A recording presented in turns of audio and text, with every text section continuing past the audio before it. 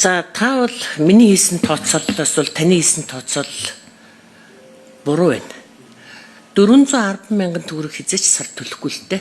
Дулаан цахилгаанд жилдээ төлөхгүй. Ямар ч боломжгүй.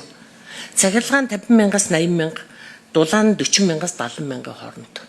Тэгэхээр ер нь бол та нэг дахин бага хэлж байна. Ер нь 800-аас 900 мянган төгрөгийг бол тогтмол төлж байгаа. Та магадгүй одоо уулын юунд те лаа бариад том бүдүүн мод Швейцарын баячууд шиг юунд шалээд та амьдэрдэг бол яг тиймэрхүү гэж магадгүй. За энэ 236.6 тэрбум төгрөг энэ 5%-ээр нэмэхэд айл өрх аж ахуйн нэгжийн цахилгаан дулааныг 5%-ээр нэмэхэд 236.6 тэрбум төгрөгийг нэмэлт орлогын их усүр ингэж орж ирнэ гэж энэ үлдсэн 400 тэрбум ханаас олж. За эндрээ микрофоныг өгье гуцаж. За найдлаас сайд хариулъя. Найдлаас сайд микрофоныг өгье.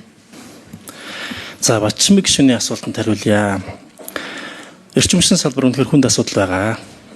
Урт болон богино хугацааны учирсан асуудал байна. Энэ асуудалтаа санаа зовж байгаа би бас санал нэгтэй байна. Үнэхээр баярлж байна. Энэ салбар асуудлаасаа гарнаа. 18 мянган хүн ажиллаж байгаа. Олон 10 жилийн түүхтэй ямар ч асуудалгүй тэр хулгай зэлгийг чавчааг үгүй хийн. Асуудал байхгүй. Шийдэл нь тодорхой. Энэ дээр та бити эргэлзээрэй.